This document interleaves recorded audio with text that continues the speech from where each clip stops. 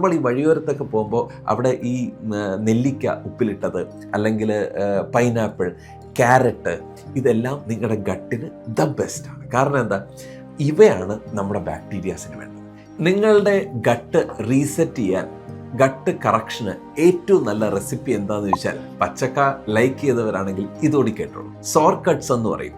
ഉപ്പിലിട്ട ക്യാബേജും അങ്ങനെയുള്ള സാധനങ്ങളുമാണ്. ക്യാബേജ് മാത്രമല്ല, ഷോർട്ട്കട്ട്സ് എന്ന് പറയുന്നത് ക്യാബേജാണ്. പക്ഷെ അതിനേക്കാൾ ഉപരി ഏറ്റവും നല്ലതായിട്ട് ഇപ്പം നമ്മൾ വഴിയോരത്തൊക്കെ നമ്മൾ കാണാറുണ്ട് ഉപ്പിലിട്ട നെല്ലിക്ക, ഉപ്പിലിട്ട പൈനാപ്പിൾ, ഉപ്പിലിട്ട ക്യാരറ്റ്.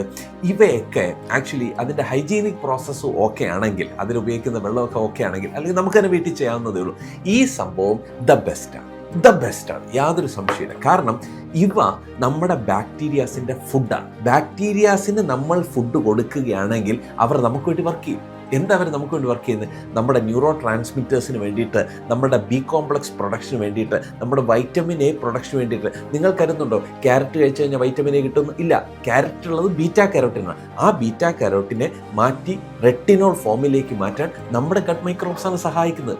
സോ ഇങ്ങനെ ഉപ്പിലിട്ട വെജിറ്റബിൾസ്, ഉപ്പിലിട്ട ഫ്രൂട്ട്സ്, ഇവ നമ്മൾ ദൈനംദിനമായിട്ട് എടുക്കുകയാണെന്നുണ്ടെങ്കിൽ ഡെഫിനറ്റ്ലി നിങ്ങളുടെ ഗട്ട് മൈക്രോബ്സ് നല്ല രീതിയിൽ ഫ്ലറിഷ് ചെയ്യും. ഗുഡ് മൈക്രോബ്സിനെ നന്നായിട്ട് കൊണ്ടുവരാനും സഹായിക്കും.